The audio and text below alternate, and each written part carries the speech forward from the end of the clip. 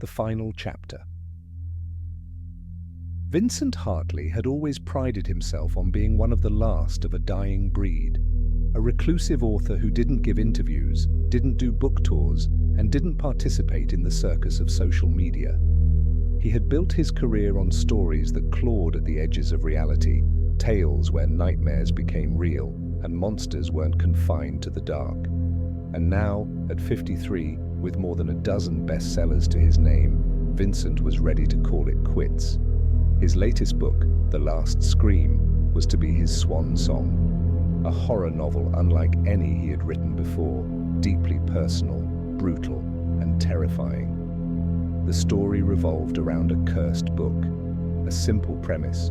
Whoever reads the book in its entirety would face their worst fears and eventually, death.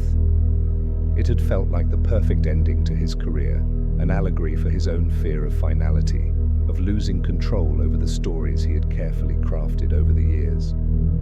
When The Last Scream hit the shelves, it became an instant sensation, like all his works.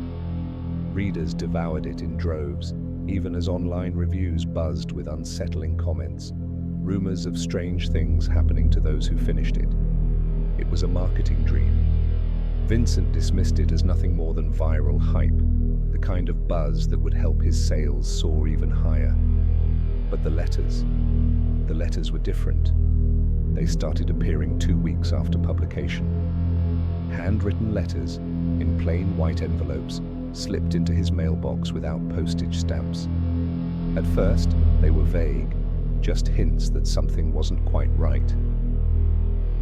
After reading your book, strange things are happening.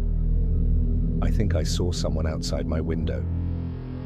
Then the letters became more insistent, desperate.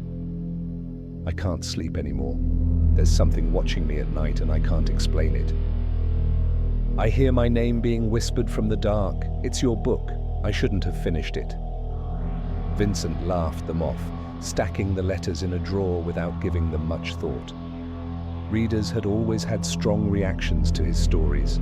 Some claimed his books had given them nightmares for weeks. It was part of the fun. Then came the phone call.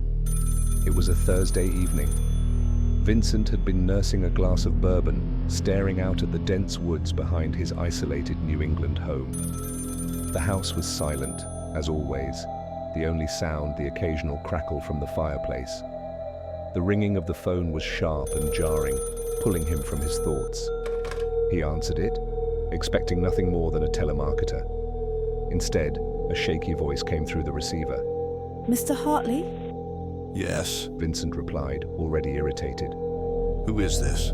My name is Susan Parker. I read your book, The Last Scream. Vincent sighed. A fan. Look, if this is about... No, listen. She interrupted, her voice growing frantic. I didn't believe it at first. The curse. I thought it was just a story, but it's real. It's real, Mr. Hartley. I've seen it. Vincent paused, his grip tightening on the phone.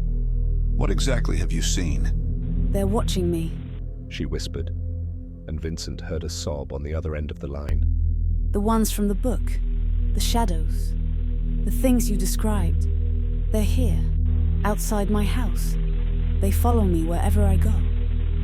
Vincent leaned back, the leather of his chair creaking. His heart pounded in his chest, but he forced himself to keep calm. It's just a story, he said, more to himself than to her. None of it's real. No, you don't understand. She cried, her voice almost hysterical now. You wrote it, and now it's happening. You have to stop it. You have to believe. The line went dead.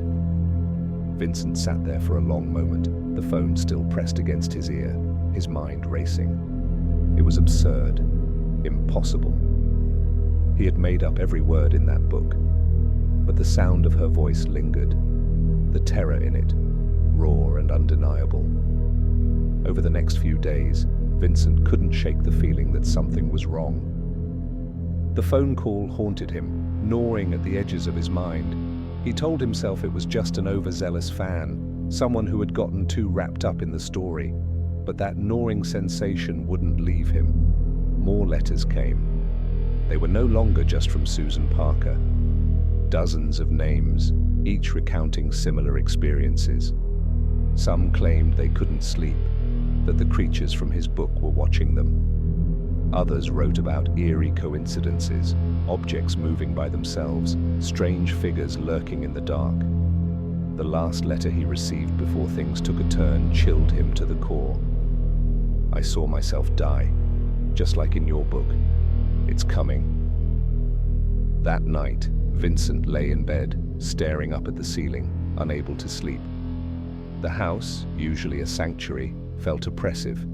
Every creak and groan of the floorboards echoed through the silence. He tried to tell himself it was nonsense. There were no curses, no creatures. He was an author. His job was to make people believe in the impossible, and clearly, he had succeeded. But as the hours dragged on, a new thought crept into his mind. What if? At 3 a.m., Vincent got out of bed, unable to shake the feeling that something was terribly wrong. He walked down the hall to his office, the shadows seeming to stretch longer, darker as he passed.